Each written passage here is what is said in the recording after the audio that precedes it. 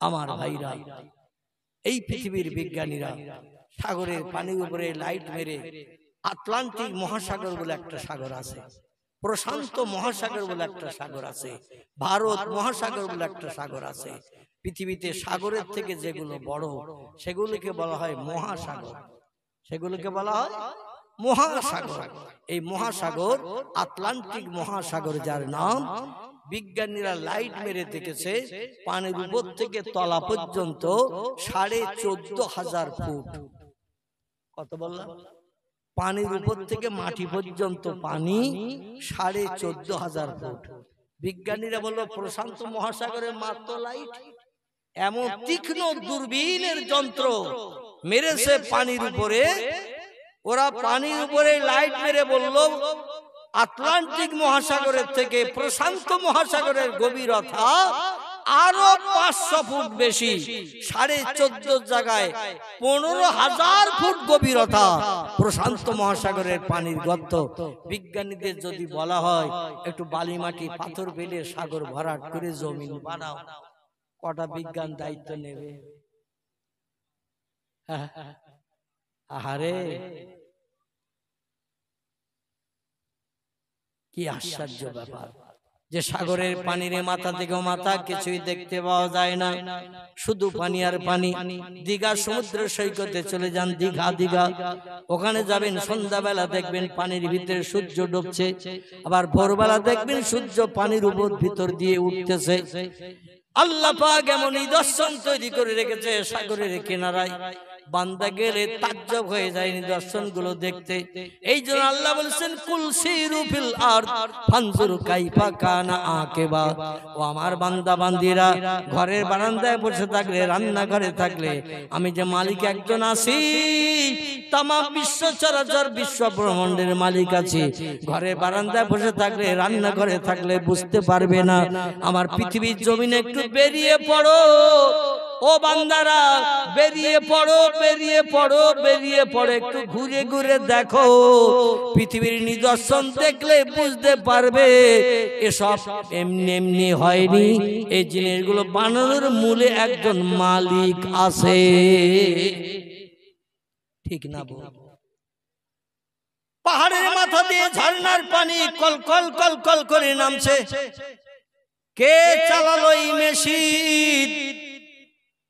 পানির গতি সব সময় নিম্নমুখী।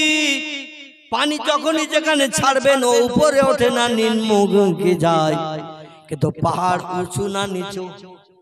পাহাড় উঁচু উঁচু উঁচু উঁচু পাহাড়ের মাথা থেকে ঝর্ণার পানি কল কল কল কল করে 24 ঘন্টা নামছে। একদিন নয়, দুদিন নয়, 3 দিন নয়, 1 সপ্তাহ নয়, 2 সপ্তাহ নয়, 3 সপ্তাহ নয়, 1 মাস নয়, 2 মাস নয়, 3 মাস নয়, 1 বছর নয়, 2 বছর নয়, 3 বছর নয়, যুগ যুগ ধরে আল্লাহর হুকুম তামিল করছে পাহাড়ের পাথরের মাঝখান দিয়ে ঝর্ণার পানি। আল্লাহর হুকুমের খেলাফ কোনদিন করে না। ওয়াইন মিন শাইইন ইল্লা ইউসাব্বিহু বিহামদিহি। আল্লাহ বলেন যা চোখে দেখতে পাও, যা চোখে দেখতে পাও না, সব সৃষ্টি আমার নামের তাসবিহ পড়ে, আমার নামের জপ জিকির করে, আমার হুকুম তামিল করে। লা ইয়াফকাহুনা ইল্লা তাসবিহাহু। ওদের ভাষা তোমরা বোঝো না, এই জন্য তোমরা কিছু বুঝতে পারো না। যত সৃষ্টি আছে সব আমি আল্লাহ আমার নামের তাসবিহ পড়ে, সুবহানাল্লাহ, আলহামদুলিল্লাহ, লা ইলাহা ইল্লাল্লাহ, এই তাসবিহ তাদের ভাষায় পড়ে। আসলে ওদের ভাষা তোমরা বুঝতে পারো না, এই জন্য মনে মনে ধারণা করো কি বলছে, কিছুই তো বোঝা যায় না। বিড়ালেরা কি বলে? বিড়াল ম্যাও ম্যাও, আলহামদুলিল্লাহ, তাহলে মাল আছে তো আপনাদের মগজে দেখতেছি।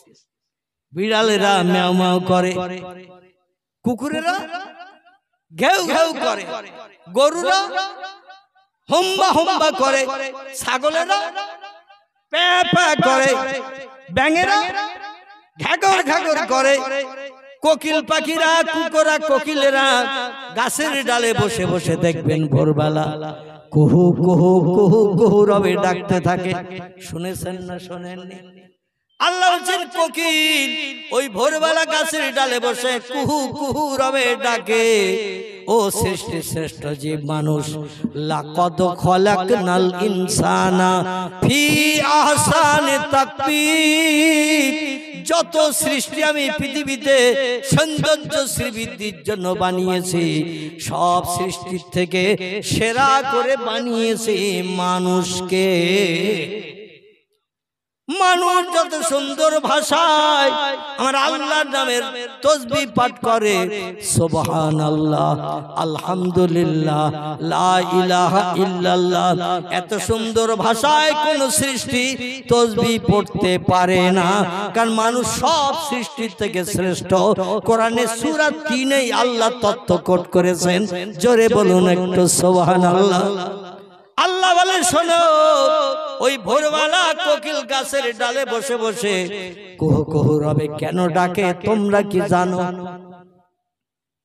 ও সৃষ্টির শ্রেষ্ঠ জীব মানুষ, তোমরা কি জানো ভোরবেলা কেন কোকিল কুহু কুহু রবে ডাকে? আল্লাহ বলছেন, শোনো, পূর্ব দিকে সূর্যোদয় হবে, অস্তিম লাল আভা দেখা দিয়েছে, পূর্ব দিকে সূর্য উদয় হবে, রাতের আঁধার দূর হয়ে যাবে, দিনের আলো বার হবে। সূর্যের জন্য, কোকিলের জন্য এই দিনের আলোটা বড় বিপদের সংকেত আছে।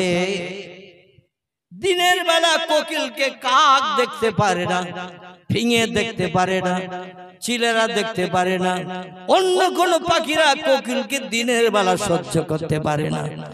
যেমন কুকুর শিয়ালকে দিনের বেলা দেখতে পারে না, ঠিক না ভুল? দিনের বেলা শিয়াল যদি বার হয়, কুকুর ওরে আদর যত্ন করবে তো? কথা বলে, ওরে হাঁকিয়ে তাড়াবে কিনা? কি তাড়াবে কিনা? কারণ রাতের বেলা ওদের জন্য ভালো।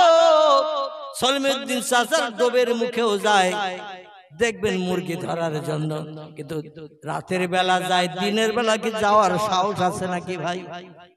দিনের বেলা গেলে জীবন নিয়ে টানাটানি হবে।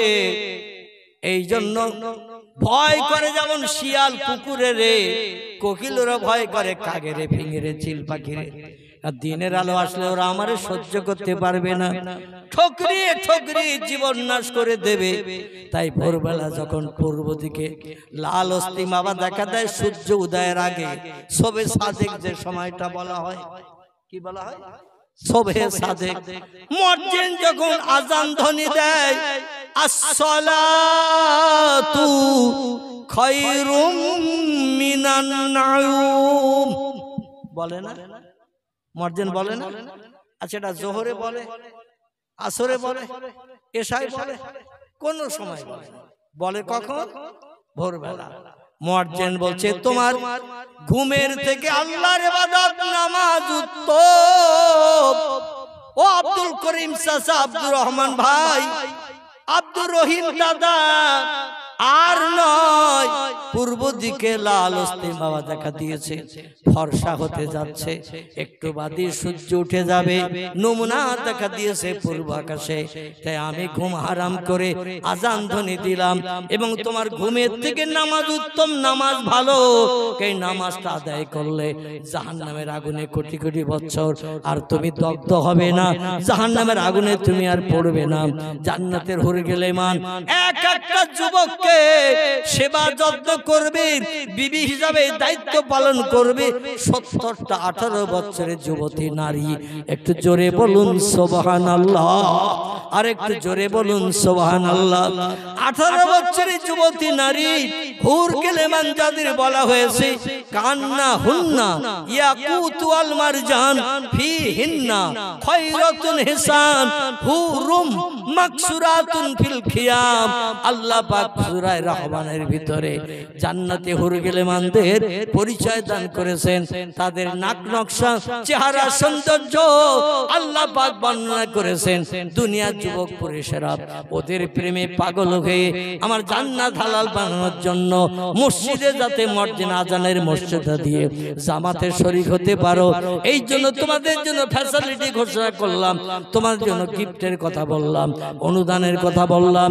এক একটা বেটা ছেলে রেখে সেবা করে জান্নাতের ভিতরে 18 বছরের যুবতী হুর গেলেমান, অপূর্বা সুন্দরী লাবণ্যমণি চেহারার, পটল চোরা চোখের চাহনিওয়ালা 70টা করে যুবতী মেয়ে এক একটা পুরুষের স্ত্রী হবে।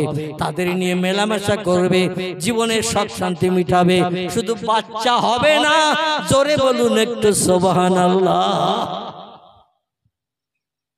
মেলামেশা করবে, বাচ্চা হবে না, ভবিষ্যতে বাচ্চাদের খেতে দিতে হবে, পয়সা করি নাই, কি করে সংসার চালাবে এই চিন্তা তোমার নাই।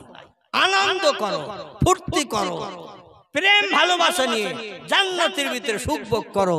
যখন যেটার প্রয়োজন হবে তুমি মনে মনে ধারণা করবে, আমার হুর গেলেমান সেটা রান্না করা মাল তোমার সামনে পৌঁছে দেবে। জোরে বলুন সুবহানাল্লাহ। একটা বেটা ছেলের স্ত্রী হবে জান্নাতে 70টা। কটা? 70টা। আচ্ছা, আমরা নিয়ে ব্যবহার করতে পারবো বলে মনে হয়? 70টা। দুনিয়ায় দেখবেন কারো যদি স্ত্রী থাকে 4টা, খুব ভালো করে বুঝবেন, কারো যদি বউ থাকে 4টে, ও লোকটা দেখবেন চার দোকানে বসে আছে রাত 11টার সময়। এই ঝালতলায় চার দোকান আছে না নাই? এই চার দোকানে বসে আছে রাত 11টার সময়। দোকানদারের নাম ধরুন সলিমউদ্দিন চাচা। কি নাম বললাম? সলিমউদ্দিন, মানে নামওয়ালা লোকের নাম বলছি না, সে আবার কাল ধরবে, এই জন্য সলিমউদ্দিন মনে করুন দোকানদারের নাম। দোকানদার বলছে রাত 11টা বেজে গেছে, এ আব্দুল মোমেন বাড়ি যাবি না? হারা তো আব্দুল মোমেন বলছে চাচা কি করবে এখন? বলছে খরিদ্দার তো আর নাই, তো ঘুম কামাই করে বসে থেকে তো দরকার নাই। এত সময় খরিদ্দার ছিল, এক কাপ চা ছিল, তাই আমি আয়ের উপলক্ষ করে বসেছিলাম। রাত 11টা বেজে গেছে, সব বাড়ি ঘরে চলে গেছে, বাজার ফাঁকা, এখন বসে ঘুম কামাই না করে চল বাড়ি যাই। আব্দুল মোমেন বলছে চাচা তুমি বাড়ি যাওয়া যাও, আমি যাব না। বলছে তুমি বাড়ি যাওয়া যাও, আমি যাব না। চাচা বলছে তার কারণ? আব্দুল মোমেন বলছে চাচা বাড়ি গেলে আমার অনেক ঝামেলা আছে, এই জন্য আমি তোমার চার দোকানে বসে রয়েছি। চাচা বলছে আমার একটা বউ, সেই সকালবেলা বাড়ি থেকে দোকান খুলতে এসেছি, আর এইভাবে চলছে আমার এই রাত 11টা পর্যন্ত। কখন বাড়ি যাব, খোকার মার চেহারা দেখবো, মুখের মুচকি হাসি দেখবো, পটচরা চোখে চাউনি দেখবো, দুধের মতো সাদা চকচকে রূপার মতো 11খানা দাঁত দেখবো, কলিজার গরম কাটাবো। একটা বউ, তাই আমি সাত দোকানে থাকলে মন আনচান করে কখন বাড়ি যায় একটু দেখা করে আসি। আর তোর এক বলতিস 4টে বউ, তুই বাড়ি যাবি না? বলছে চাচা তুমি বাড়ি যাওয়া যাও, আমি যাবো না। বলছে কারণ কি হারা? বলছে আমি বাড়ি গেলে কেউ হাত ধরবে, কেউ পা ধরবে, ধরিয়ে টানাটানি করবে, শেষ পর্যন্ত কাঁঠাল গাছ ফাড়া ছাড়া কোন লাইন হয় না। 4টে বউ 4 দিকে টানবে, এ বলে আমার কাছে এসো, ও বলে আমার কাছে এসো, এ বলে আমার কাছে থাকো, ও বলে আমার কাছে থাকো। শেষ পর্যন্ত 4জন যদি হাত পা ধরে টানাটানি করে, কাঁঠাল গাছ ফাড়া মতো তক্তা যে কটা হবো তার ঠিক নাই। ওর থেকে তোমার এই 4 দোকানের বেঞ্চিতে রাত কাটানো ভালো। চাচা বলছে এখানে মশা তোর তো সেকে ধরবে না, বল মশার কামড় খেয়ে ঘুমানো ভালো, বাড়ি যাওয়া ভালো না। 4টে বউ, তাই আমরা ভয়তে অনেক সময় রাতে বাড়ি যাই না। আর জান্নাতের ভিতরে এক একটা পুরুষের স্ত্রী হবে 70টা। জোরে বলুন সুবহান। সেখানে কোনো ঝামেলা নাই, ঝঞ্ঝাট নাই, দ্বন্দ্ব নাই। বাংলা একটা প্রবাদ আছে, মেয়েদের বেকা হাড়। কি হাড়? বেকা হাড়। এরা কোনোদিন সোজা রাস্তায় চলে না, তবে লাউখালি বার্গার মেয়েরা সব সোজা চলে। এদের নামে বদনাম দেব না, এরা সব সোজা চলে। আমাদের বসিরহাট এই বেকা হাড়ের তৈরি বলে এরা সব সময় চলে বেকা। মেয়েরা সব জিনিসের ভাগ অপরকে দিতে চায়, একটা জিনিসের ভাগ কাউকে দিতে চায় না। সেটা কিসের ভাগ বলেন তো? কিসের ভাগ? স্বামীর ভাগ। স্বামীর ভাগ মেয়েরা কাউকে দিতে চায় না, সব জিনিসের ভাগ দেবে, স্বামীর ভাগ কাউকে দিতে চায় না। কোন একটা মেয়ের যদি বলা হয় তুমি অন্য ঘরে থাকো, আর তোমার স্বামীর নিয়ে মোমেন আবু 3 দিন থাকে ঘরে, নাউজুবিল্লাহ। তুমি অন্য ঘরে থাকো আর মোমেন আবু তোমার স্বামীর নিয়ে 3 দিন থাকে ঘরে, নাউজুবিল্লাহ। রাজি হবে তার স্ত্রী? রাজি হবে? বলে আমি বেঁচে থাকতে মোমেনা থাকবে আমাদের খোকার বাপের নিয়ে? গোয়াল ঘরে মুড়ো ঝাঁটার আস্ত রাখবো না, ঠিক কি না? কিন্তু ওই মেয়েটারে যদি বলা হয়, খুব ভালো করে বোঝেন, ওই মেয়েটারে যদি বলা হয় তোমার স্বামী ইন্তেকাল করেছে, তোমার স্বামী মারা গেছে, পাড়া প্রতিবেশীরা দেখতে আসছে আব্দুর রহিম চাচা মারা গেছে, পাড়া প্রতিবেশীরা দেখতে আসছে, একে অপরকে জিজ্ঞাসা করছে জানাজা কখনো হবে। আমার ভাইরা বলছে ইমাম সাহেব মাইকে অ্যানাউন্স করে কখন বলে, এখনো পর্যন্ত বলে নাই। মসজিদের ইমাম সাহেবের কাছে কর্তৃপক্ষরা গেছে, যে বলে ইমাম সাহেব আমাদের বাপ মারা গেছে, চাচা মারা গেছে, এই জন্য জানাজার ব্যবস্থা তো আপনাকে পড়িয়ে দিতে হবে, জানাজা করে কবরে দাফন করে দিতে হবে। ইমাম সাহেব বলছে চাচার সঙ্গে আমার বড় মহব্বত ছিল, ভালোবাসা ছিল, প্রতিদিন 5 ওয়াক্ত মসজিদে জামাতে নামাজ পড়তে যেত, আমার ডান পাশে কিংবা বাম পাশে দাঁড়াতো, প্রতিদিন 5 ওয়াক্ত নামাজ পড়ি, পিছনে ফিরলে দেখা হতো, আহারে চাচা মারা গেছে, বলে নাম হাত, বলে চলো একটু চাচারে দেখে আসে। ইমাম সাহেব এসেছে, মর্যাদার সঙ্গে এসেছে। ইমাম সাহেব চাচারে মুখটা দেখলো, আল্লাহর কাছে দোয়া কামনা করলো, ও আল্লাহ চাচারে তুমি জান্নাতি করিও, কারণ 5 ওয়াক্ত ইমামতি করেছি আমি মসজিদে, চাচা 5 ওয়াক্ত জামাতে শরীফ হয়েছে, এর চাচা 5 ওয়াক্ত নামাজি ছিল, আল্লাহ তার নামাজ পড়ার কারণে, ইবাদত বন্দেগী করার কারণে কবরকে তার জান্নাতের বাগান বানিয়ে দিও। ইমাম সাহেব দোয়া করে চলে যাচ্ছে, আর বলছে এখন জানাজা কবে হবে? বলে হুজুর আগামীকাল জোহর বাদ জানাজা হবে, আত্মীয় স্বজন দূরে আছে, তাদের একটু টেলিফোন করতে হবে, খবর দিতে হবে, তারা আসবে, সময় লাগবে, এই জন্য কাল জোহর বাদ জানাজা হবে। ইমাম সাহেব বলল মহব্বতের চাচা, 10 বিঘে জমি আছে, 3খানা গাড়ি আছে, 4 তলা বাড়ি রয়েছে, চাচার সময় সম্পত্তি অর্থবিত্ত কম নাই, এই জন্য চাচার জানাজাটা 3 দিন পরে হোক। কদিন পর? 3 দিন পরে চাচার জানাজা হোক, কাল দুপুরের জোহরের পরে নয়। পাড়া প্রতিবেশীরা বলছেন আপনার মহব্বতের মুক্তাদি প্রতিদিন 5 ওয়াক্ত আপনার পিছনে যখন ইক্তেদা করে নামাজ পড়েছে, আপনি যেটা বলবেন আমরা গ্রামবাসী মেনে নিলাম, মেনে নেব। 3 দিন পরে জানাজা হবে, আপনি ইমাম যেটা বলছেন সেটাই হবে। 3 দিন লাশ রাখা হোক। লাশ গোসল করিয়ে কাপড় পরিয়ে রাখা হয়েছে। যে স্ত্রী অপর মেয়েকে স্বামীর পাশে শুতে দিতে চায়নি, ওই স্ত্রীকে যদি ডেকে বলা হয় 3 দিন পরে তোমার স্বামীর ঘর থেকে নিয়ে কবরে দাফন করা হবে, রাতের বেলা তোমার স্বামীর পাশে 3 দিন তুমি থেকো। দেখবেন কত মহব্বত, কত প্রেম, কত ভালোবাসা। 47 বছর সংসার করেছে স্বামীরে নিয়ে, 47 বছর বিবাহ বন্ধনে আবদ্ধ হয়ে সংসার করেছে স্বামীরে নিয়ে, স্বামীর পাশে কাউরে থাকতে দেয়নি, নিজেই স্বামীর পাশে থেকেছে। এখন স্ত্রীরা বলা হলো তোমার স্বামীর 3 দিন পরে কবরে দাফন করা হবে, তোমার স্বামী একা ঘরে থাকবে, এটা যুক্তির কথা নয়। তুমি তার স্ত্রী, 47 বছর একই বালিশে মাথা দিয়ে শুয়েছো, কিংবা পাশাপাশি বালিশ নিয়ে মাথা দিয়ে শুয়েছো, এই 3টে দিন তোমার স্বামীর পাশে থেকো। স্ত্রী রাজি হবে তো হবে? স্ত্রী বলবি আবার কি ধরনের ফতোয়া? কালকেরই জোহরবার জানাজা করে কবর দাও। বলে ইমামের মহব্বতের মুক্তাদি তাই 3 দিন পরে জানাজা হবে, ইমাম বলেছে। আমরা ইমামের কথার নড়চড় করতে পারবো না। বলে তাহলে স্বামী একা ঘরে থাকে, থাক। বলে কেন? তোমার স্বামী তো 47 বছর ছিল, তার পাশে তুমি ছিলে, আর মরণের পরে 3 দিন থাকবে না। বলে মরিয়ে গেছে কি আর থাকা যায়? বলে কেন, কি হয়েছে? বলে আমি যদি একা স্বামীর পাশে থাকি আর 1টার দিকে যদি একবার আমিনার মা বলে ঠেলে ওঠে, একবার আমিনার মা বলে যদি ঠেলে ওঠে, ওইখানে হার্ট অ্যাটাক করে আড়ষ্ট হয়ে মারা যাব, উঠিয়ার বাইরে বার হওয়ার সুযোগ আমি নসিবে জুটাতে পারবো না। আমি একা থাকতে পারবো না স্বামীর পাশে। এতদিন ছিলাম, স্বামী জিন্দা ছিল, তাই এখন মারা গেছে, সব সম্পর্ক দূর হয়ে গেছে। জোরে বলুন একটু নাউজুবিল্লাহ। যদি বলা হয় তুমি কেন থাকবে না, থাকতে হবে তোমাকে, ও তখন বলবে আমি থাকতে পারি, রমিসাপুরে আমার সঙ্গে একটু আমার স্বামীর পাশে থাকতে বলো, রমিসাপুরে একটু বলো। ও যদি আমার পাশে থাকে, রমি সাবুর সাহসে আমি থাকবো, একা একা স্বামীর পাশে আমার থাকা সম্ভব হবে না। এতদিন ছিল প্রেম, এতদিন ছিল মহব্বত, এতদিন ছিল ভালোবাসা, স্বামী জিন্দা ছিল বলে। আর যেই স্বামীর দেহ থেকে ছোট্ট একটা যন্ত্র বেরিয়ে গেছে, যার আরবি নাম হলো রূহ, বাংলা নাম হলো প্রাণ বা জীবন, এইটুকু জিনিস বেরিয়ে যাওয়ার কারণে সম্পর্ক যদি সব দূর হয়ে যায়, হাসরের মাঠে কি আর সম্পর্ক থাকবে নাকি? কোনদিন থাকবে না।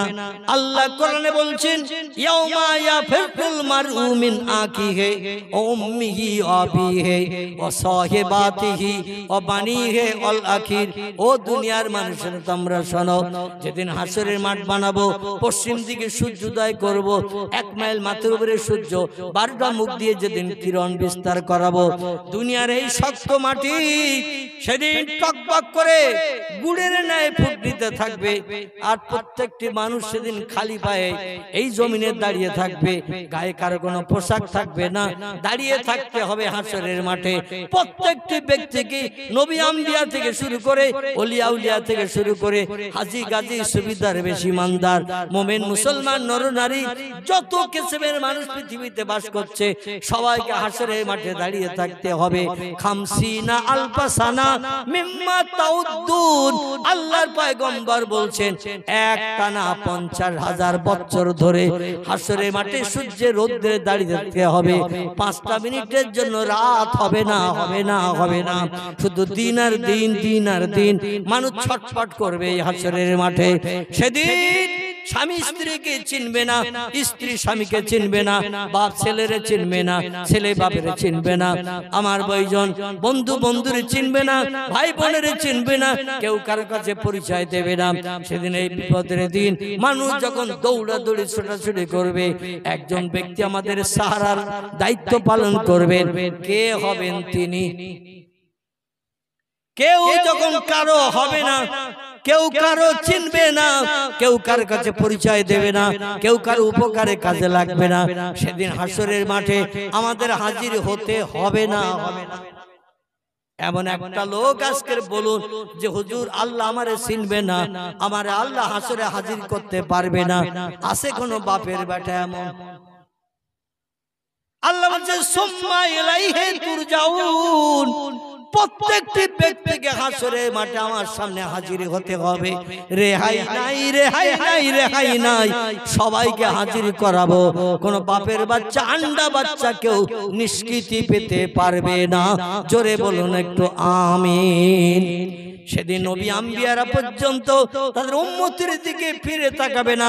উম্মতেরা ডেকে বলবে, পয়গম্বর ইব্রাহিম নবী, আমরা এই সূর্যের রৌদ্র সহ্য করতে পারছি না, দিন হয়ে তো আর রাত হয় না, সূর্যের রৌদ্র বন্ধ হয় না, সূর্যের আলো কম হয় না, দুনিয়ার মাটি গলে যে টকবক করে পড়ছে, আমরা সেই খালি পায়ে দাঁড়িয়ে আছি জমিনে, আমাদের দেহগুলো অষ্টাগত হয়ে গেছে, রৌদ্র তবে মাথার ঘিনুগুলো গলে যে নাকের ছিদ্র দিয়ে বার হচ্ছে, গালের ভিতর দিয়ে বার হচ্ছে, চোখের কোনা দিয়ে মাথার ঘিনুগুলো গলে বার হয়ে যাচ্ছে, পিপাসা এত কাতর হয়ে গেছে, জিভটা লম্বা হয়ে বেরিয়ে নাভির নিচে পর্যন্ত নেমে চলে এসেছে।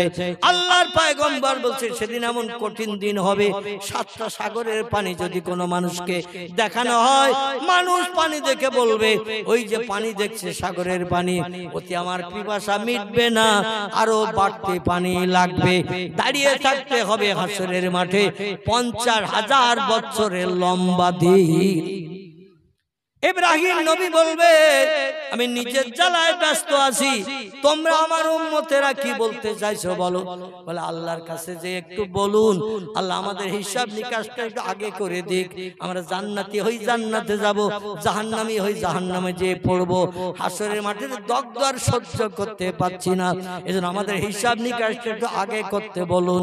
কারণ 1 লক্ষ মোতাবেক 2,24,000 পয়গম্বর পৃথিবীতে এসেছে, প্রত্যেক পয়গম্বরের উম্মত পৃথিবীতে বসবাস করেছে।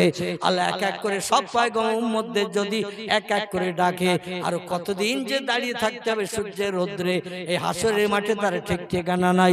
এজন্য আপনি আল্লাহর কাছে যে একটু বলুন, আল্লাহ যেন আমাদের হিসাবটা একটু তাড়াতাড়ি করে দেয়। ইব্রাহিম নবী বলবেন, যদি হিসাব তাড়াতাড়ি করতে চাও তোমরা যেয়ে বলো, আমি তোমাদের হয়ে যে বলতে পারবো না। উম্মতরা বলে, আগে যদি জানতাম আপনার উম্মত হয়ে পৃথিবীতে বাস করতাম না। এই বিপদে আমাদের একটু উপকারের জন্য আল্লাহর কাছে বলতে যাবেন না, কারণটা কি? ইব্রাহিম নবী বলবেন, আমি একটা মিথ্যা কথা বলেছিলাম আল্লাহর দ্বীন প্রতিষ্ঠার জন্য, মিশরবাসীদের কাছে বলেছিলাম, এই মিশরবাসীরা তোমাদের পূর্বগুলোকে ভেঙে দিয়েছে, তোমাদের এই বড় খোদা। আমি একটা মিথ্যা কথা বলেছিলাম, আসলে ভেঙে দিয়েছিলাম আমি কুড়াল দিয়ে। ফাকাদাল ফাসা ফি উনুকিহি, আমি কাঁধে করে একটা কুড়াল নিয়ে গিয়েছিলাম, যে বলা, ও খোদারা যদি তোমরা খোদা হও, আমি প্লেটে করে খাবার এনেছি, খাবারগুলো যার যেটা পছন্দ তুলে নাও, খাও।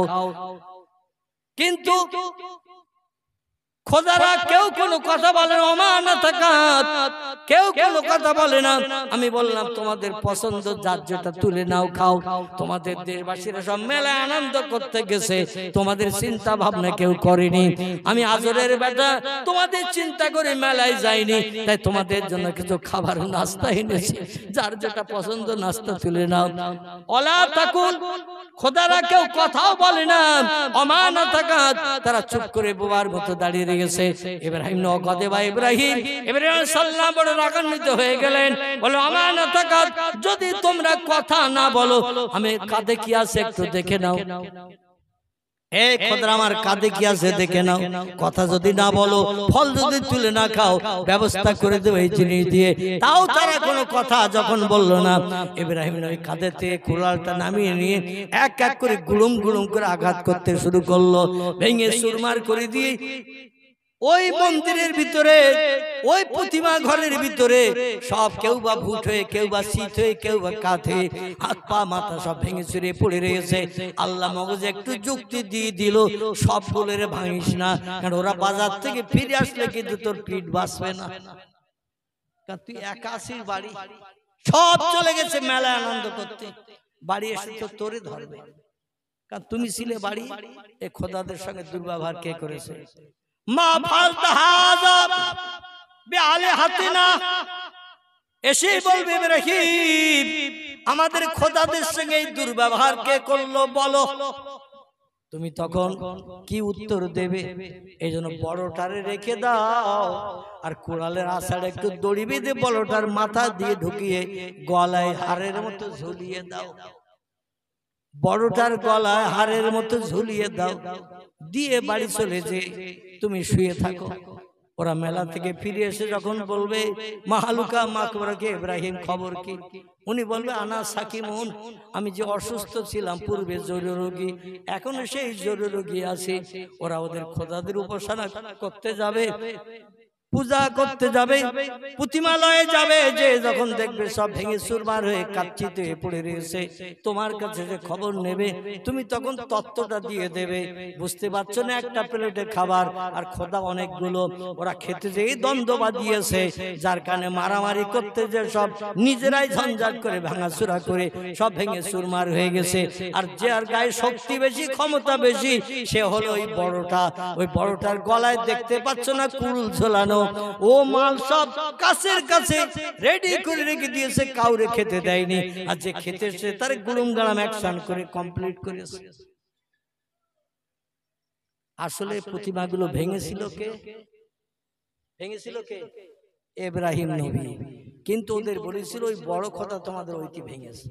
বলছে, আমি একটা মিথ্যা কথা বলেছিলাম, আর আল্লাহর কাছে তোমাদের হয়ে যদি বলতে যাই যে আল্লাহ আমার উম্মতদের একটু আগে হিসাব করে দাও, আর আল্লাহ ক্যাট করে আমার হাতটা ধরে বলে, এই মিথ্যা কথা বলেছিলি কেন? ঠাকুর ভাঙলি তুই, আর দোষ দিলি বড় ঠাকুরের, এই মিথ্যা কথা বলেছিলি কেন? আল্লাহ যদি আমারে ধরে, আমি চরম বিপদে পড়ে যাব। আল্লাহ দিন কাহার, নাম নিয়ে, জব্বার নাম নিয়ে বিচার শুরু করবেন। এত রাগান্বিত মেজাজ নিয়ে আল্লাহ বিচার শুরু করবেন, আল্লাহর সামনে কোন পয়গম্বর দাঁড়াতেও পর্যন্ত ভয় করবে। জোরে বলুন একটু সুবহানাল্লাহ। মুসা নবীরে বলবেন, এ মুসা, তোমার উম্মতগিরি করেছি বনি ইসরাইল কওমের মানুষ, আমরা যা বলেছো তাই শুনেছি, যেটা মানতে বলেছো সেটা মেনেছি, যেটা করতে বলেছো সেটা করেছি। এখন হাসরের মাঠে আমরা সূর্যের রৌদ্রে কষ্ট পাচ্ছি, দাঁড়াতে পারছি না। আল্লাহর কাছে একটু দিয়ে বলো, আল্লাহ যেন আমাদের বিচারটা একটু তাড়াতাড়ি করে দেয়। জান্নাতি হই জান্নাতে যাব, জাহান্নামে হই জাহান্নামে যেয়ে দগ্ধ হব।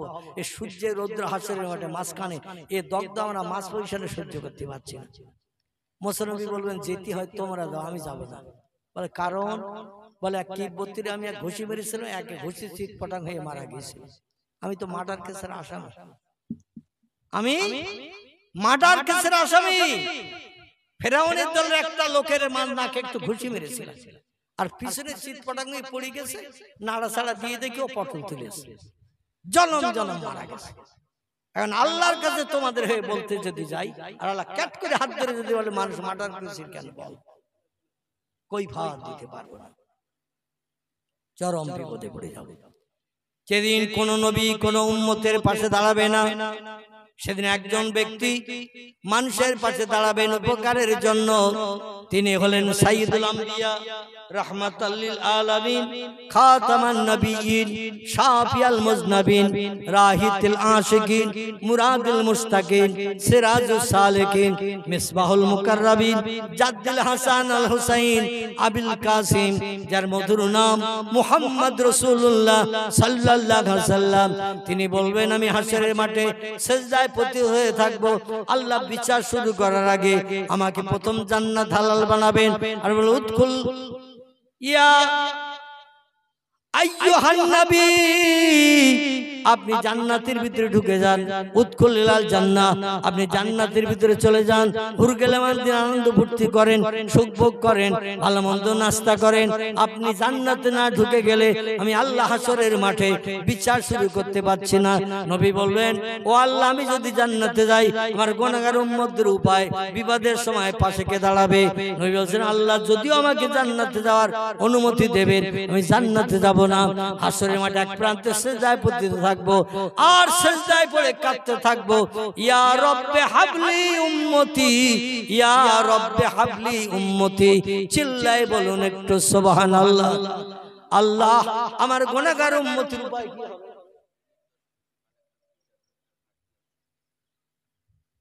আমি তো আপনাদের দাওয়াত নেওয়ার সময় বলেছি, সব বুঝতে পেরেছি। আপনারা আমাকে নিষেধ করেছিলেন, হুজুর আমাদের পাশে মসজিদ, আমাদের জলসায় কালেকশন করা যাবে না। আমার কানে এখনো সে কথা বাজছে। এখন আপনি বলবেন কালেকশন করতে, আমি অধমতা করব না। ঘাটতি আছে, ঘাটতিই থাকবে। আমি বলেছিলাম যে আপনারা অল্প কিছু ছেলে এই জলসাটা দিচ্ছেন, আপনাদের বাজেটে একটু ঘাটতি আছে, তো দরকার শেষের দিকে আমি অধম যদি মাজুর অসুস্থ ব্যক্তি দুটো হাত যদি পাতি, কিছু মানুষ হয়তো 2-10 টাকা 20 টাকা কোরআনি মজলিস ভালো কাজের জন্য সাহায্য করতে পারে পরকালের আশায়। আপনারা আমাকে এক কথাই বলেছিলেন, আমাদের জলসায় কালেকশন হবে না।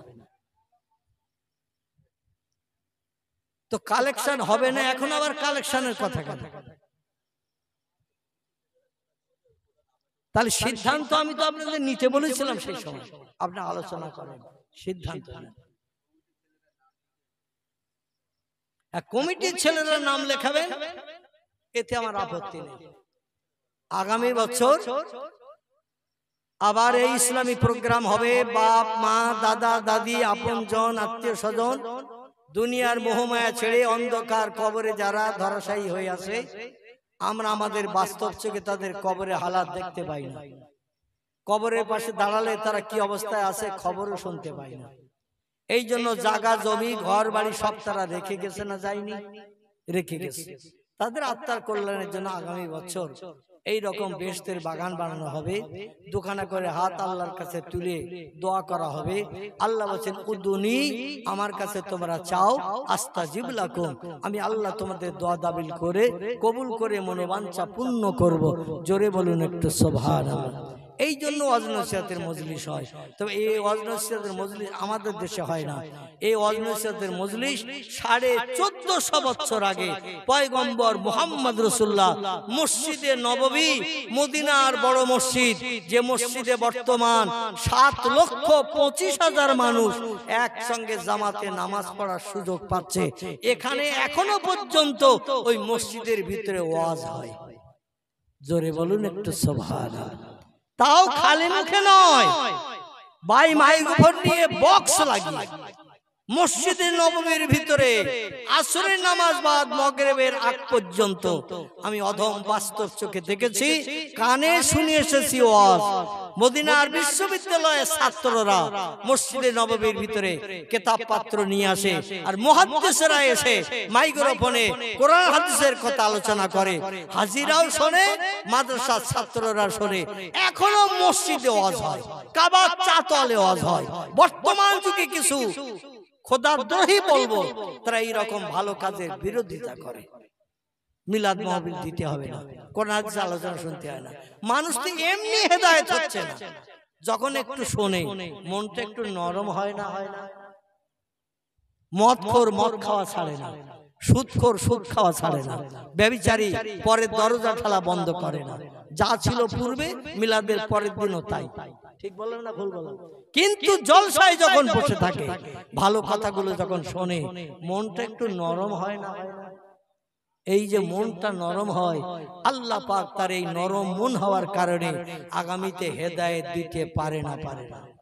এই জন্য ভালো কাজের বিরোধিতা করবেন না। নিজে করতে পারেন না, অপরে করছে, এ ভালো কাজের বিরোধিতা করবেন না। কারণ পয়গম্বর মুহাম্মদ রাসূলুল্লাহ নিজে, সাহাবীরা মূর্খ ছিল, সাহাবীরা শরীয়ত জানতো না, শরীয়তের আইন কানুন জানতো না। পয়গম্বর আসরের নামাজ বাদে, ফজরের নামাজ বাদে মসজিদে নববীর ভিতরে মেহরাবে বসে ওয়াজ চালু করেছে 1450 বছর আগে। জোরে বলুন সুবহানাল্লাহ। সেই ওয়াজ এখনো হচ্ছে। এটা নতুন কোন তত্ত্ব নয়। তো আমাদের দেশের কিছু সুরাট, মিরাট, গুজরাট এবং উত্তরপ্রদেশ, বিহার, এমন করে আরো অন্যান্য রাজ্য থেকে কিছু ছেলেরা পড়াশোনা করে এসে কোরআন পাক, হাদিস পাকটা পড়াশোনা করেছে। কিছু ছেলেরা এসে মন্তব্য করে মিলাদ মাহফিল দিতে হবে না, ওটা বেদাত। কিছু ছেলেরা এরা বলে ওটা বেদাত। আগে ছিল না, মিলাদ মাহফিল দিয়ে কোনো লাভ নাই, ও টাকাটা আমাদের কাছে দাও, আমরা খরচ করি, অমুক করি, তমুক করি। আসলে কিছু ছেলেরা গুজরাট থেকে, সুরাট থেকে, মিরাট থেকে, সাহারানপুর থেকে, দেওবন্দ থেকে, আহমেদাবাদ থেকে পড়াশোনা করে মন্তব্য করে। আসলে পয়গম্বর মুহাম্মদ রাসূলুল্লাহ জীবনী ওরা আসলে আলগা করে দেখে নাই। যদি আলগা করে দেখতো, মসজিদের ভিতরে নবী ওয়াজ করেছে। এখন ওয়াজ কোথায় হয়? বাইরে সামিয়ানা টানিয়ে প্যান্ডেল করে বেহেশতের বাগান বানানো হয়। পৃথিবীতে দুটি জায়গা বেহেশতের বাগান, একটি জায়গার নাম হলো মসজিদ, একটি জায়গার নাম হলো এই কোরআন হাদিসের আলোচনার মজলিস। এই দুটো জায়গা হলো বেহেশতের বাগান। জোরে বলুন একটু সুবহানাল্লাহ। এই জন্য আমি অনুরোধ করব আমার যুবক ভাইরা, বিশেষ করে যারা আজকে মজলিসের ইন্তজাম করেছে, পয়গম্বর মুহাম্মদ রাসূলুল্লাহ সিজদায় পতিত হয়ে থাকবেন।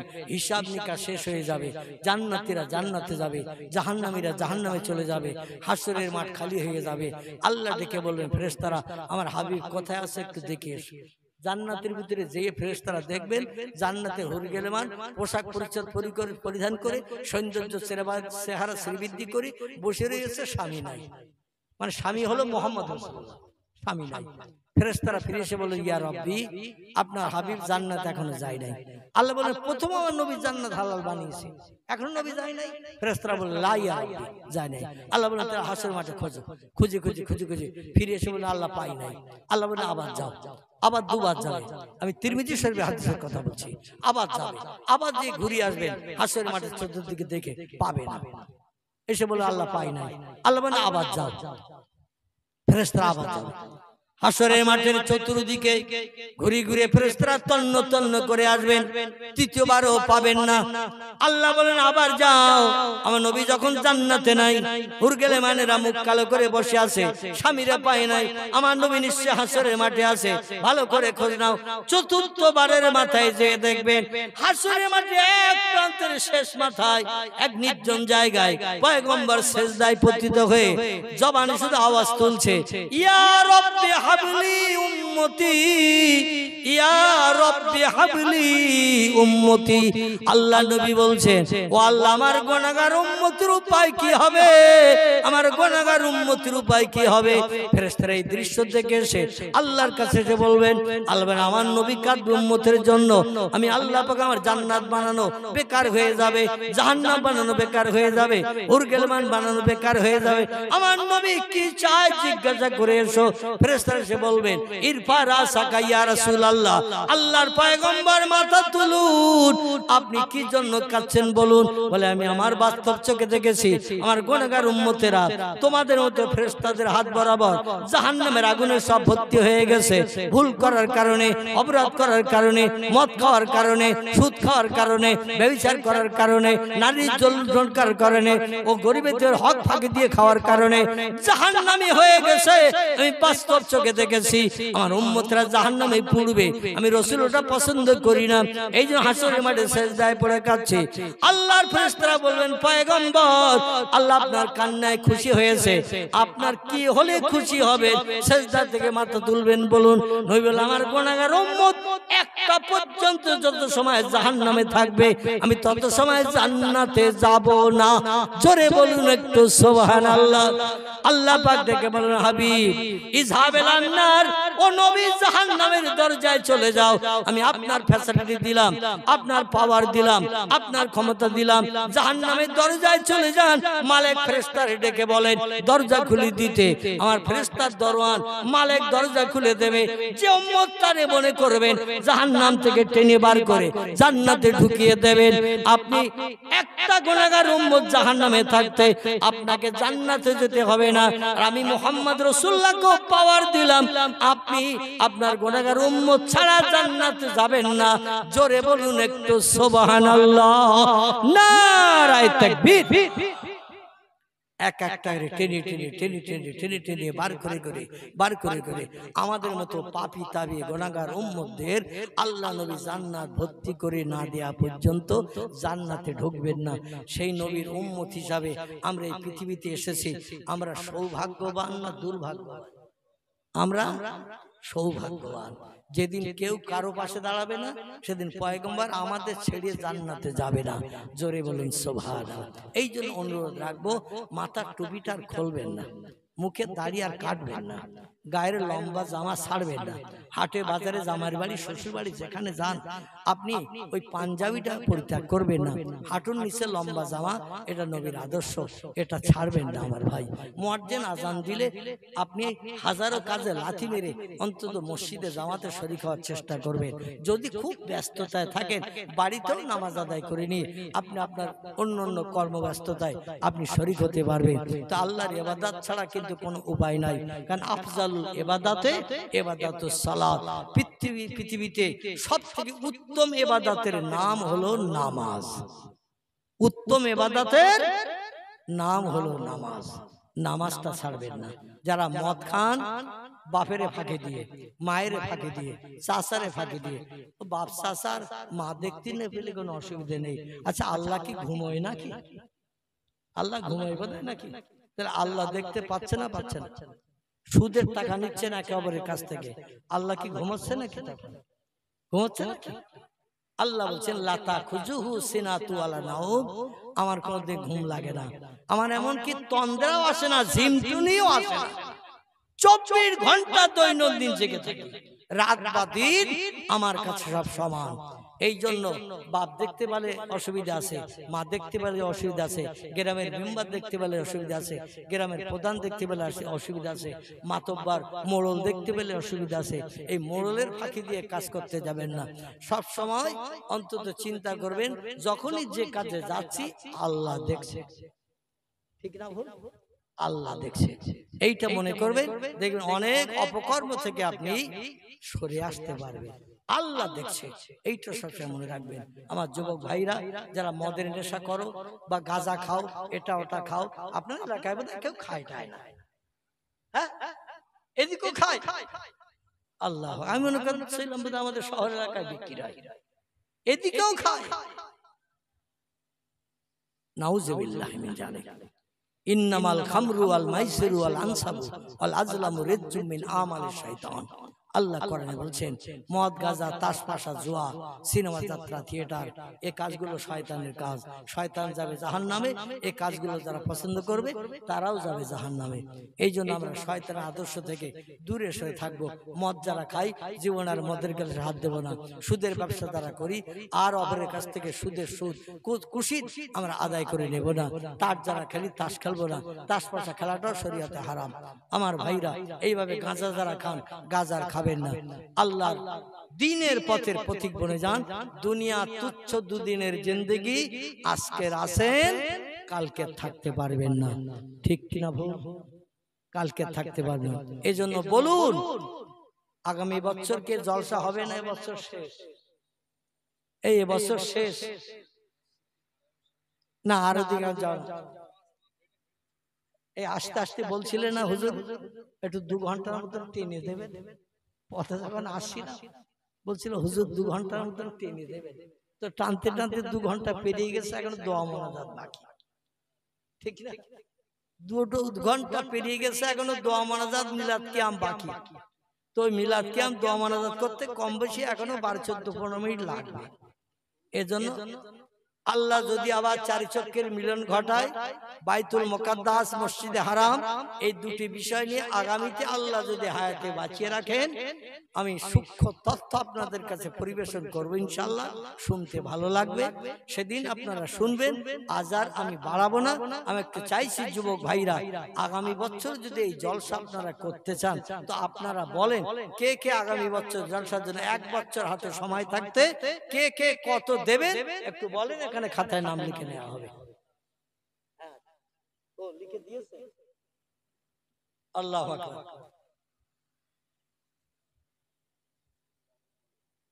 প্রথম আছে জামির মোল্লা 500। এখানে আছে নাকি জামির মোল্লা? নেই? আমার তো সন্দেহ আছে। বুঝতে পেরেছি, আমার দেখতে দেখতে 65 বছর বয়স হয়েছে।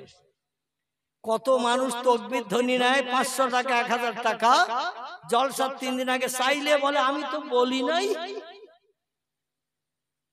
ঠিক এই ভাষা, কিন্তু তকবীর উঠেছে আকাশ কাঁপানো। 1000 টাকা দিয়েছে, বক্তা যেরাম জোরে আওয়াজ, শ্রোতারও সেইরাম জোরে আওয়াজ। আর জলসার 3 দিন আগে টাকা সে দিয়েছে, বলছে আমি তো বলিনি, কে আমার নাম লিখে দিল? আরে প্রথম নম্বরে জামির চাচা, তিনি তো নেই। আর শেষ পর্যন্ত আগামী বছর বলবে না তো আমি বলিনি, ওরা ছেলেরা লিখেছে, এরকম কথা বলবে না তো? ছেলেকা নাম আসতে চাচার নাম আমি আগে বলবো না, কারণ তিনি অসুস্থ। তিনি শেষ পর্যন্ত যদি বলেন আমি বলিনি, তারপরে আল্লাহ যদি 1 বছর হায়াতে বাঁচিয়ে না রাখেন, তাহলে ওই লোকটা তো ছাড় পাবে না। ওয়াদা করেছেন, ঠিক কিনা? তোমরা ছেলেরা যারা জলসা দেবে, আল্লাহ যদি যারা হায়াতে রাখেন আলহামদুলিল্লাহ, আর যদি না রাখেন, তার ওয়াদা করেছেন, ওয়াদা তোমাদের ক্ষমা করে দিতে হবে। যে উনি ওয়াদা করেছিলেন বেঁচে নাই, আমরা চাচারে, জামির চাচারে ক্ষমা করে দিলাম। হাসরে আল্লাহ যেন তারে আসামি বলে দাঁড় না করায়, ঠিক কিনা? আসামি যেন দাঁড় না করায়। 2 নম্বরে কি নাম লেখা আছে? বাকিবিল্লাহ মন্ডল মোল্লা, 1000 টাকা আছে নাকি এখানে? বাকিবিল্লাহ কই?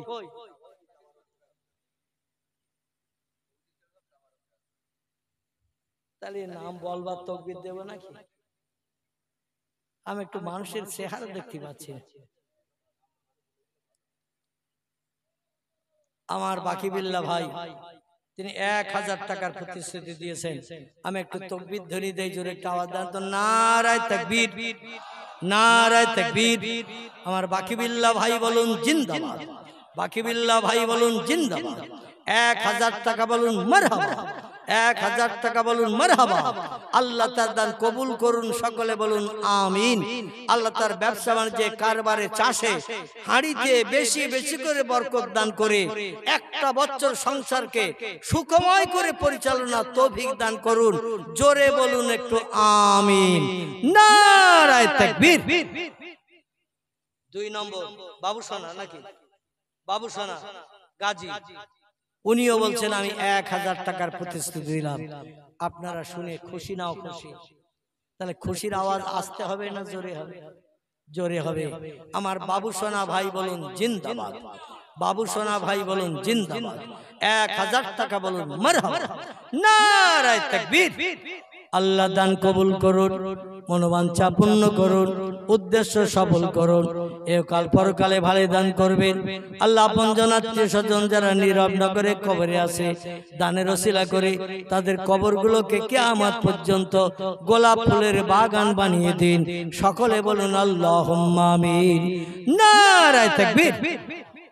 আমার ভাইরা, তারপরে সাদ্দাম, নাকি সাদ্দাম মোল্লা, তিনিও 1000 টাকার প্রতিশ্রুতি দিয়েছেন। কেউ বোধহয় এখানে নেই। আল্লাহু আকবার। সাদ্দাম ভাই তিনিও 1000 টাকার প্রতিশ্রুতি দিয়েছেন। নারায়ে তাকবীর। সাদ্দাম মোল্লা বলুন জিন্দাবাদ। 1000 টাকা বলুন মারহাবা। আল্লাহ দানকে কবুল করুন, সকলে বলুন আমিন। জোরে বলুন আমিন। আচ্ছা, হাবিবুল্লাহ মোল্লা তিনিও 1000 টাকা। তারপরে মনিরুল গাজী তিনিও 1000 টাকা। হাবিবুল গাজী তিনিও 1000 টাকা। তারপরে এটা কি নাম লিখেছো? মনোয়ার হবে, মনোয়ার হোসেন মোল্লা তিনি 1000। এমন করে আবেদ আলী মোল্লা তিনিও 1000। আচ্ছা, মিজানুর গাজী তিনি 1000।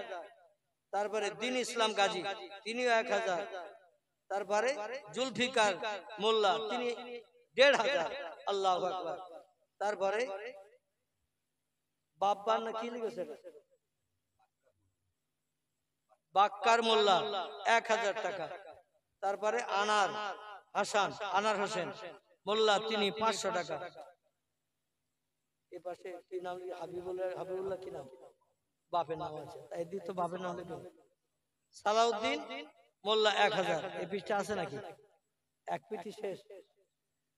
আচ্ছা, এর ভিতর থেকে আর কেউ দেবেন কিছু আগামী বছর জলসার জন্য? এই এলাকার মানুষ যাদের বাপ নেই, মা নেই, দাদা নেই, দাদি নেই, স্ত্রী নেই, অনেকের স্বামী নেই, মায়েরা বিধবা, এরকম যদি কোনো মা নাম পাঠান, এখানে নাম লিখে হবে উল্টো পৃষ্ঠায়। আর কেউ নাম লেখানোর মতো আছেন আপনারা? বেশ কিছু ছেলে নাম লিখেছেন 1000 করে, একজন দিয়েছে 1500, আর 500 দিয়েছেন সম্ভবত দুজন, উপরে আর নিচের দিকে 2 জন 500 দিয়েছেন। আর কেউ নাম লেখানোর মতো আছে? ভালো কাজ হোক, এটা আপনারা চান না চান? চান না চান? যদি চান এলাকাবাসী আর কেউ নাম লেখাবেন? 200, 500, 100, 1 বছর সবাই। আল্লাহ বলছেন মান জাবিল হাসানাতি ফালাহু আশরু আমসালিহা। আমার ব্যাংকের বইতে যে 1 টাকা দেবে বলে নাম লেখায়, আমি আল্লাহ সঙ্গে সঙ্গে 10 টাকার লাভ তার হাতে হাতে দিয়ে থাকি। জোরে বলুন একটু সুবহানাল্লাহ। 1 টাকা দান করলে 10 টাকার লাভ হাতে হাতে দেখায়। আল্লাহ বলছেন শুধু নাম লেখালেই আমি আল্লাহ 10 টাকা লাভ দেখাই। বান্দা চাওয়ার আগে যদি নাম লেখায় 10 গুণ থেকে 70, 70 থেকে 700 গুণের যাজা শ্রীবৃদ্ধি করিয়ে আল্লাহ ফকিরকে আমির বানায়, গরিবকে ধনী করায়।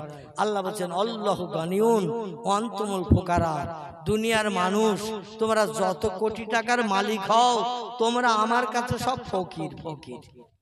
আমি আল্লাহ হলাম ধনী, আমি হলাম গনি, তোমরা হলে ফকির। অতএব যদি কিছু পেতে চাও আমারে খুশি করো। আসেন কেউ নাম লেখানোর মতো? 200, 100, 500 বেশি বলবো, 100, 200, 500 কেউ লেখাবেন নাম? আসেন কেউ? কি এই কত? 500? কি নাম?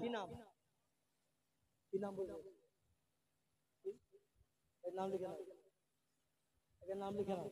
আর কেউ আছে? 200 100 500 আর কেউ আছে? কি নাম? নারায়ে তাকবীর। জোরে একটু আওয়াজ তোলেন না, সব থেকে বেশি একটু জোরে আওয়াজ তোলেন। নারায়ে তাকবীর। আমার সুজাউদ্দিন